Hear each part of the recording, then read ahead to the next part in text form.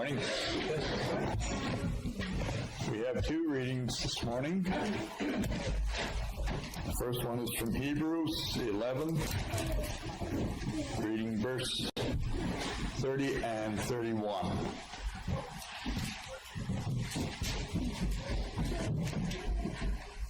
By faith, the walls of Jericho fell after the people had marched around them for 7 days. By faith, the prostitute Rahab, because she welcomed the spies, was not killed with those who were disobedient. Our second reading is from James, correction.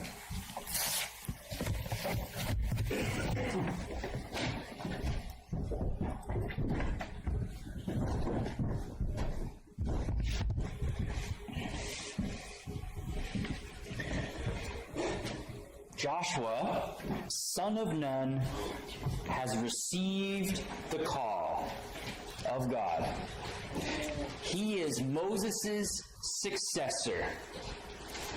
Talk about big shoes to fill, right? Moses was used by God to lead these people out of slavery in Egypt in this huge showdown with Pharaoh, and then through the desert and the wilderness wanderings. And he put up with a lot, and God used him to show his glory in many ways. So talk about big shoes to fill. Joshua has replaced Moses. Now, if he's to be a good leader, he's going to need to show a lot of courage with what's coming. He's also going to need a lot of wisdom. Moses and Aaron showed us that leading these people was a real challenge. They constantly wanted to go astray. And now they're actually going to be going to war. Now they're still on the east side of the Jordan, not yet in the promised land. You know, the fulfillment of God's promise to Abraham and the next step in God's plan to save humanity. This is the next part of the story of God's plan of salvation.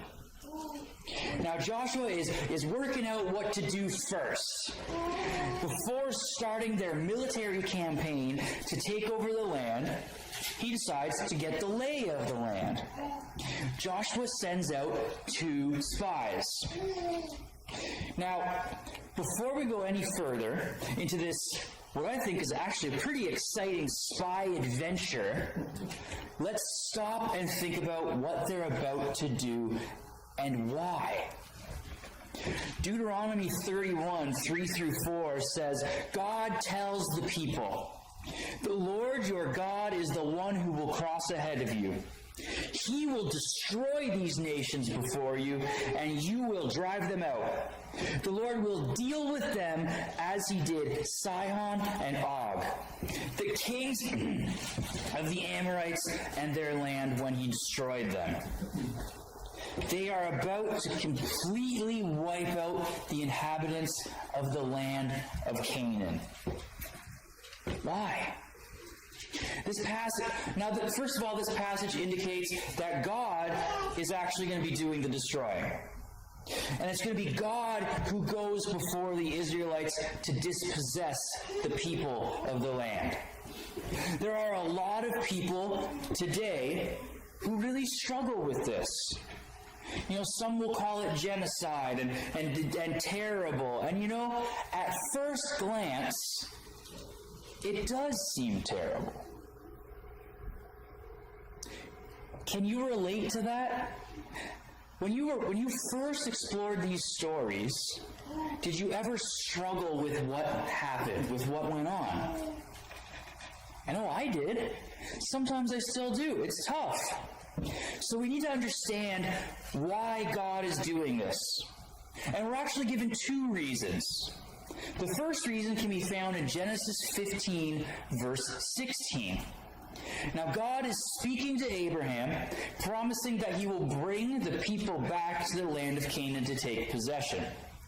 He says, in the 4th generation they will return here, for the iniquity of the Amorites has not yet reached its full measure. The Amorites, the people of the land, were guilty of a variety of things that God called wicked. There was sexual depravity and idolatry, including the sacrifice of children to their god Molech. In Deuteronomy 9, God tells them it is because of the wickedness of these nations the Lord your God is dispossessing them before you.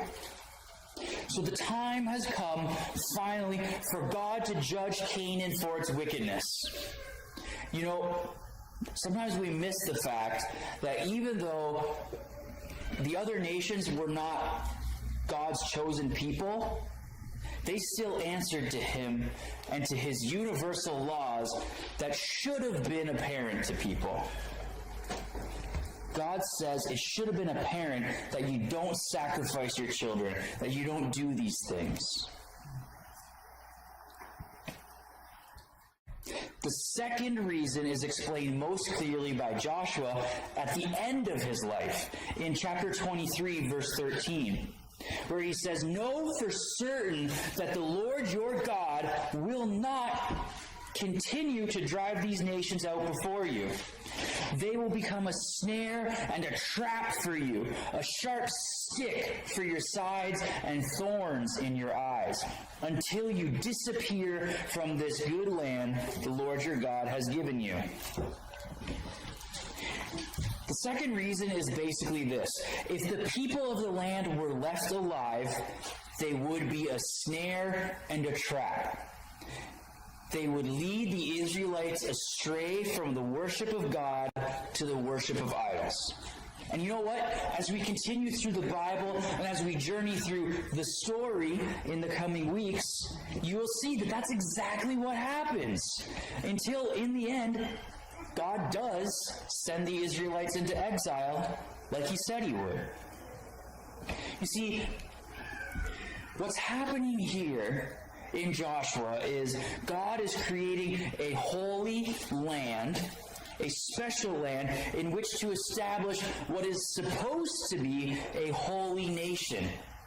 The nation that he is going to use to continue his story, his plan of salvation. And that can't happen properly when it's full of these wicked people.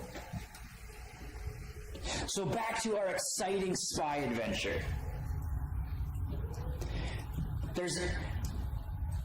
Joshua already had an idea of what to expect in the Promised Land. He was one of the original 12 spies sent in by Moses 40 years ago. But now he needs the people, this new generation who were children back then, he needs them to hear what these new spies have to say. And, things change in 40 years as well. So he sends 2 spies to see what's going on over that mountain range. Just over the mountains was Jericho. That's an image that they think is relatively accurate based on some archaeological discoveries and things. So Jericho is a fortified city that stands at the entrance to the land. A fortress meant to keep invaders out. It stands as a symbol of everything the land stands for. It's a sin-filled city, just as the whole land of Canaan is full of sin. And at the center of our story is a person who could stand for all the wickedness of the city, Rahab. And she's a prostitute. Now the spies are sent secretly to spy out the land. How many of us have watched or enjoyed spy movies? I think they're kind of fun, right? It's all the sneaking around. And these spies are clearly not up to those standards, because almost as soon as they enter the city, they are recognized as Israelites, and the king is told. Just like that. Not great. In the meantime, they find a convenient place to hide. Rahab's brothel. Now the story gets really interesting. So the king sends out his counter-espionage squad to capture them. And you know what? It seems like his intelligence is pretty good because he knows exactly where to send them. They go straight to Rahab's house. And at this stage, you think, these spies are goners. It's over. They know where they are. But not all is lost. Rahab, the prostitute, surprises everybody. Here she is, a sinner, as bad or worse than the rest by human standards, and by God's, she's a sinner. Yet something is going on in her mind and in her heart. She has heard about the Israelites, especially about their God, and it appears she has become a believer. She covers for them. She tells the king's men, they've left already. And she tells them, you better hurry and chase after them. If you leave quick, you might catch them. So the soldiers run off, and the city gates are locked behind them.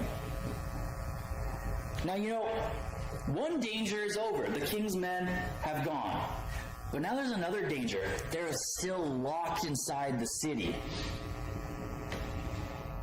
What's going to happen? What happens next? Now, it's interesting because the narrator here, he doesn't tell us right away. Because he has something that he thinks is more important to tell us first. And it comes out of the mouth of Rahab, the prostitute. Rahab makes what amounts to an enormous statement of faith. And she gives 3 striking confessions. She speaks about the might of Yahweh. The people of Jericho had heard what God had done to rescue his people. They'd heard about the crossing of the Red Sea, the destruction of the 2 Amorite kings. And she says she knows Yahweh has given the whole land over to the Israelites. Joshua 2, 9 through 11, she says, I know that the Lord has given you this land and that the terror of you has fallen on us. And everyone who lives in the land is panicking because of you. For we have heard how the Lord dried up the water of the Red Sea before you when you came out of Egypt. And what you did to Sihon and Og, the 2 Amorite kings, you completely destroyed across the Jordan. When we heard this, we lost heart, and everyone's courage failed because of you. But she knows it's more than just God's power. She also talks about the majesty of Yahweh. She acknowledges that Yahweh, the God of the Israelites, is different from all other gods. Their gods were these gods of little regional areas. But in verse 11, she says, For the Lord your God is in heaven above and on earth below. They believed in these little gods that were confined to little areas and competed with each other. She's like, wow, it is clear your God is above the whole earth. The majesty of Yahweh, he is above them all. And she seems to understand something else on top of this. She seems to understand, possibly better than a lot of the Israelites did, and maybe even some of us today, the mercy of Yahweh. She trusts that God is a merciful God. So she asks that they spare her life when they come to conquer the city. You'll think about that. for a second. It's a bit of an aside, but Joshua chapter 2 says she's living in a house that is actually built inside the city wall. Can you imagine how huge, how thick the city wall had to be to build houses in it? That is a huge wall. You know, without cannons and modern weaponry, it was virtually impregnable. It's no wonder people didn't think it could be done. And yet Rahab has no doubt that the Israelites will succeed in taking this city. Why? She believes that God, above all the earth, is with them and nothing can stand in his way. Man, do we need that kind of faith or what? I mean, I don't know about you, but in my personal experience, it's pretty easy to talk about, I have this kind of faith. You know, nothing can stand in God's way. And then something bad happens. Something small. You know? Off the top of my head, like, I fail, you know, say I failed to get a job that I wanted. Oh man, it's the end of the world. God, why did you do this to me? Why didn't you give this to me? I needed this. She has faith that God will help them tear down the walls of an impregnable city. I mean, you know, I get sick with some kind of illness and I start to doubt that God is bigger than this. Or I lose a loved one, and these things are tragic.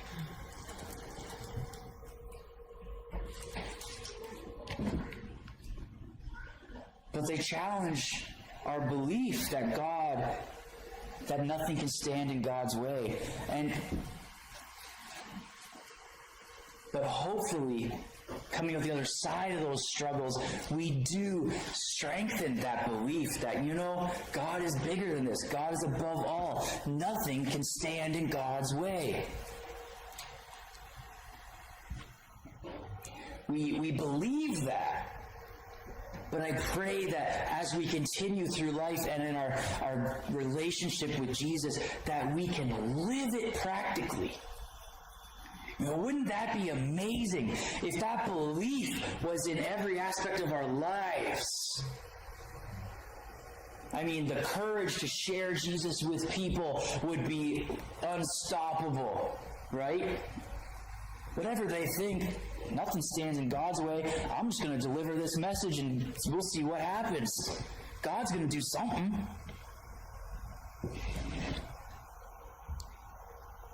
Man, I hope we get that faith. And I know some of you already have it.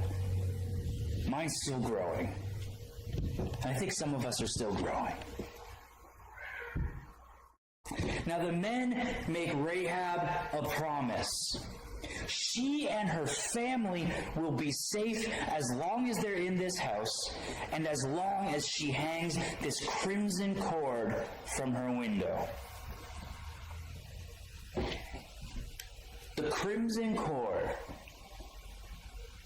Does it remind you of anything? Shout it out if it does. Lord Jesus. Hey, yeah. Think about the Israelites' escape from Egypt.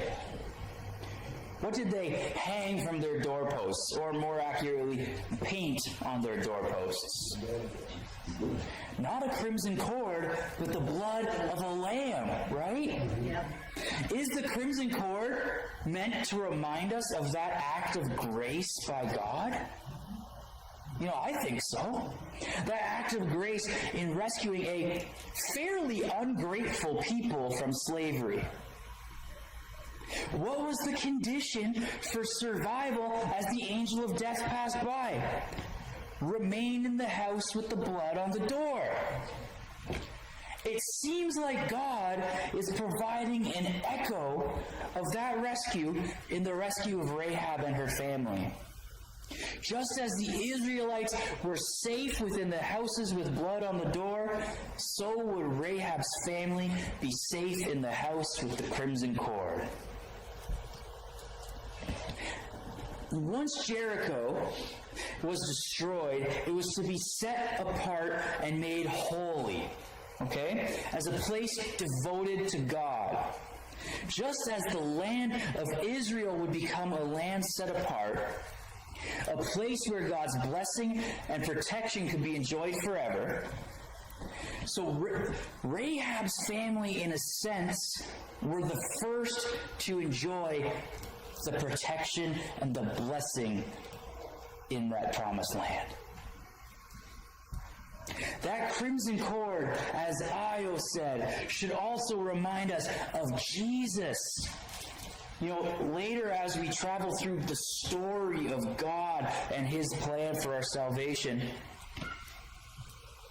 we see that we are brought into this same pattern of salvation history through blood as well, through Jesus' blood. And we too, like Rahab and her family and the Israelites, we can enjoy God's blessing and protection forever. Not in the land of Israel, but in the land of the kingdom of heaven and the true promised land that we're waiting for. We are safe as long as we stay in the house covered by the blood of Jesus. In the kingdom, in the family, rooted in faith in Jesus. You know, Rahab is not just some random character in the right place at the right time. Because if you really think about it, the exciting spy adventure isn't really necessary to the overall narrative, right? It doesn't really change anything about how they conquer the land. It doesn't add anything to the story of the battle. So why is it there? You know, it teaches us something about the faithfulness and the grace of God, even in all the death that is going to follow in the book of Joshua. Rahab stays in the city, trusting in God, trusting that He is a merciful God, and that He will keep His promise, and when those conquerors come, she will be kept safe. And you know, God's grace goes even farther than her physical safety. She is a prostitute in a heathen city. But God chooses her to demonstrate that His grace extends to all people, regardless of their nationality or their past. After the Battle of Jericho, Rahab and her whole family are brought into the nation of Israel. And Rahab marries Salmon, the son of Nahshon, basically a prince of the tribe of Judah. Her great-great-grandson is King David. What greater evidence of the grace of God do we need than the fact that one of Jesus' answers was Rahab, a heathen prostitute, turns to God. You know, unworthy of anything before God, yet raised in prominence by His grace. Cleansed by her faith in God, symbolized by that crimson cord, with its echoes of the blood on the doorpost, and ultimately of the blood of Christ that cleanses us all today. That crimson cord that started with the first animals God killed to cover Adam and Eve's nakedness continues all the way through to Jesus. This blood, the crimson cord, the theme running through the story of the plan of salvation that cleanses us all. The story of the conquest of the land of Canaan is a story of God's sovereignty and power as he establishes a nation driven by his holiness and yet mixed with his amazing grace every step of the way. You know, so as we continue through the Old Testament and we see a lot of judgment and blood and death, let's look for that crimson cord. That's that echo of God's grace and mercy. And remember his faithfulness and grace to the people. And as we face challenges in life, let's remember his faithfulness and grace to us. And joyfully embrace the idea that nothing can stand against our God. Remember his faithfulness and grace.